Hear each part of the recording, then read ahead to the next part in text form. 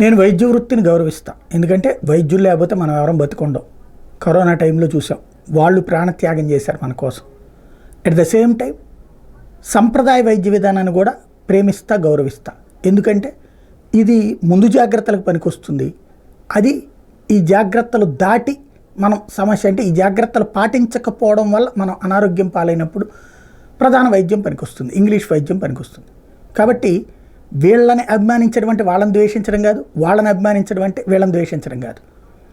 రామ్దేవ్ బాబా పతంజలికి సంబంధించి నేనైతే ఇంతవరకు ఏది వాళ్ళ మెడిసిన్ క్లియర్గా చెప్తున్నా.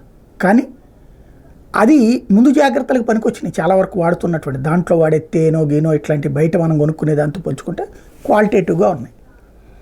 రోగనిరోధక శక్తి పెరుగుదల ఇట్లాంటి వాటిట్లో మెరుగైనటువంటి ఫలితాలే ఉన్నాయి అన్నటువంటి చెప్తున్నారు. కానీ ఇండియన్ మెడికల్ అసోసియేషను నీకు అలా ట్యాబ్లెట్ వేసుకోగానే తలనొప్పి మారిపోతుంది, లేకపోతే గుండె నొప్పి తగ్గిపోతుంది, ఇట్లాంటి అడ్వర్టైజ్మెంట్ ఇచ్చేటువంటి మెడికల్ కంపెనీల మీద ఏం కంప్లైంట్ చేయలేదు. కానీ ఇంగ్లీష్ మందుల కంపెనీలు ఎందుకంటే వాళ్ళు వీళ్ళకి లంచాలని చెప్పను కానీ గిఫ్ట్లు ఇస్తుంటారు.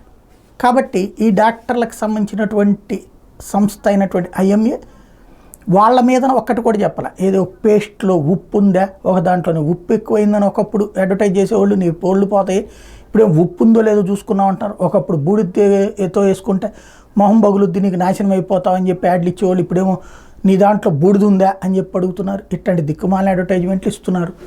వాటికి అది పెద్ద అందంగా కనబడుతున్నది కాబట్టి వాటిని ఎంటర్టైన్ చేస్తున్నారు. సరే, మంచిది చెడు అని నేను జడ్జిమెంట్ ఇయ్యను.